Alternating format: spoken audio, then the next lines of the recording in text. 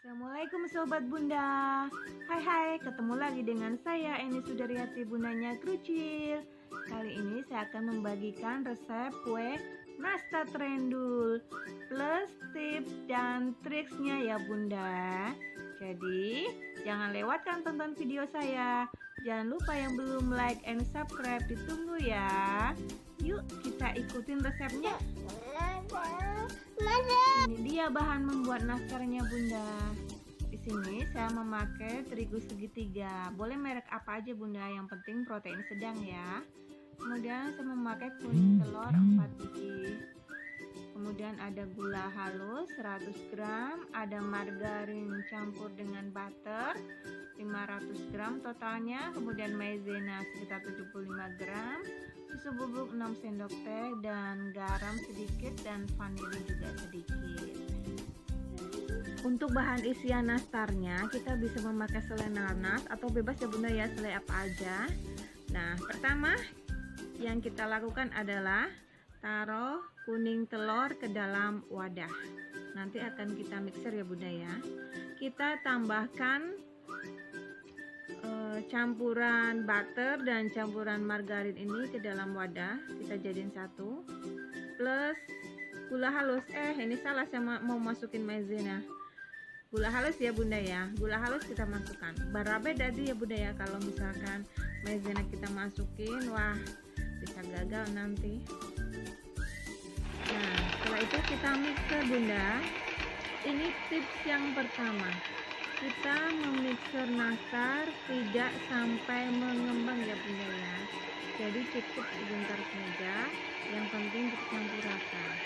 Ya, tidak sampai 5 menit Bunda, mungkin 3 menit atau 4 menit udah oke ya Bunda ya. Jadi jangan terlalu lama, karena nanti akan bikin nastarnya mengembang ketika kita oven. Itu tips yang pertama Bunda.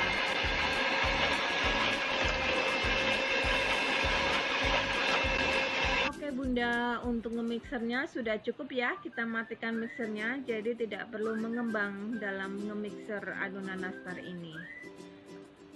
Selanjutnya untuk adonan kita tambahkan dengan terigu segitiga sebanyak kurang lebih 700 gram. Kita gantian ya Bunda ya dengan tepung maizena. Kita taruh bergantian. Ini sebanyak 75 gram tepung maizenanya. Terus ada yang tidak pakai tepung maizena, boleh Bunda, tidak pakai juga tidak apa-apa. Ini saya kepengin rasa nastarnya itu empuk, ngepur gitu Bunda, jadi saya tambahkan dengan maizena. Itu tips yang kedua ya Bunda ya. Kemudian penambahan susu bubuk ini sebanyak 6 sendok teh. Ini tips yang ketiga Bunda, bahwa nastar akan lebih nikmat jika kita tambahin dengan susu bubuk. Jadi ini sebenarnya tidak wajib ada ya Bunda ya. Jadi di skip boleh, maizena dan susu bubuk di skip boleh. Tapi kalau pakai itu lebih endul lagi Bunda. Tips yang keempat yaitu kita memakai spatula, centong atau apa aja ya Bunda ya. Jadi minimalkan penggunaan main tangan kita dengan olahan adonan nastar ini, karena tangan kita ini menghantarkan panas ya Bunda ya. Kalau kita lama-lama mengadoni dengan tangan, nanti nastarnya akan mengembang juga kalau kita pas oven. Terus selanjutnya kita tambahkan garam dikit dan vanili ya tadi ya Bunda ya. Kita aduk sampai rata. Nah, tips selanjutnya, tips kelima Bunda, penggunaan terigu. Ini apakah harus 700 gram? Tidak harus Bunda. Jadi tergantung dari kelembaban terigu yang kita pakai. Kebetulan saya memakai merek segitiga biru. Merek lain juga boleh ya Bunda, yang penting protein sedang. Ada bola salju atau apalah ya Bunda ya.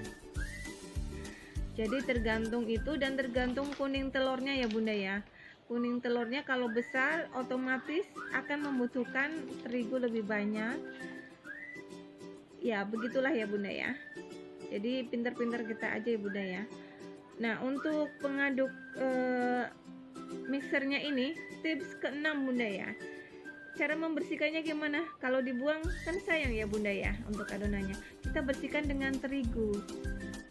Ini saya salah bunda ya, harusnya saya bersihkan dengan terigu, dicelupin ke terigu lalu kita bersihkan, itu akan bersih banget bunda. Ini saya ingatnya pas terakhir ya, jadi saya bersihkan pas di adonannya ini ya bunda ya. Saya campurin di terigunya, dan kebetulan adonan nastarnya itu belum kalis, jadi masih butuh terigu. Jadi oke lah, nggak apa-apa, saya lakukan di sini untuk membersihkan untuk pengaduk mixernya ini ya bunda ya, sendok mixernya ini. Jangan ditiru bunda ini ya, ini karena saya lupa jadi saya lakukan di sini, nggak apa-apa karena saya tahu adonannya ini belum kalis, masih butuh terigu. Oke bunda, kita ulenin dengan tangan. Setelah itu sebentar aja bunda kita ulenin dengan tangan, kita uji coba ya bunda ya, kita buletin, dan kalau hasilnya sudah bagus seperti ini, sudah mulus, berarti oke, berarti adonan siap untuk dibentuk. Kita ulenin sebentar aja bunda, nggak perlu lama-lama.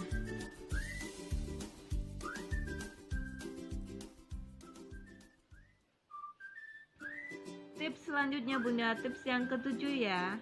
Untuk selai nanasnya kita bulatkan dulu bunda, kita taruh di kulkas biar agak beku. Ini nanti memudahkan kita dalam memasukkan selai nanas ke dalam adonannya, jadi tidak lengket ya bunda ya. Kemudian tips selanjutnya, tips ke-8, yaitu kenapa sih kalau orang jualan nastar itu sama bentuknya, besarnya sama, yaitu dengan dicetak bunda. Jadi saya cetak dengan pengukur sendok ini, terserah mau besarnya yang mana. Ini lebih cepat bunda ketimbang kita ukur dengan timbangan digital ya bunda ya. Ini tips yang ke-7 atau ke-8 ya bunda, saya lupa. Ke-7 mungkin ya. Oke, kita ukur seperti ini ya bunda sampai habis. Ini dia bunda, semua adonannya sudah dicetak dengan sendok takar tadi. Lumayan banyak ya bunda ya hasilnya. Tips selanjutnya bunda, ini dia, tutup dengan serbet bersih, kain bersih atau plastik jika tidak langsung dieksekusi, biar adonannya tetap lembab, tidak kering. Oke? Kemudian untuk selai nanasnya sudah saya bulatkan ya bunda ya, sudah saya taruh kulkas biar agak beku, jadi memudahkan kita untuk memasukkan ke dalam kulit nastarnya. Oke bunda, pertama untuk kulit nastarnya kita pipihkan dulu, kemudian kita isi dengan selai nanasnya ya bunda ya. Ini tips yang selanjutnya ya bunda ya, tips yang ke-10, yaitu agar nastar tidak retak. Yaitu tipsnya jangan sampai selai nanas ini keluar dari si adonan nastar ini. Jadi usahakan benar-benar tertutup rapat ya bunda ya. Kalau perlu dicubit-cubit biar benar-benar rapat. Nah, untuk besarnya selai nanasnya atau berapa banyak selai nanasnya ini, jangan sampai terlalu banyak atau sedikit ya bunda ya. Jadi kalau terlalu banyak nanti kita akan susah untuk nastarnya bisa tertutup rapat, atau kalau sedikit nanti juga kurang enak ya bunda ya. Soalnya begitu kita buka nastarnya mau kita makan, ternyata zong, isi nastarnya dikit, kan lucu ya bunda. Alhamdulillah bunda, untuk loyang pertama nastar ini sudah selesai. Ini ada 6 kali 7, 42 buah nastar ukuran sedang sudah selesai. Saatnya kita panggang bunda. Kita panggang ini selama 20-30 menit ya bunda ya, jadi agak matang. Kita angkat, nanti kita olesin dengan bahan olesnya atasnya. Oh ya Bunda, ini dipanggang dengan api kecil ya Bunda ya. Nah ini sepertinya sudah agak matang, untuk bawahnya sudah 20 menit lebih. Kita angkat, kita olesin atasnya dengan bahan olesan.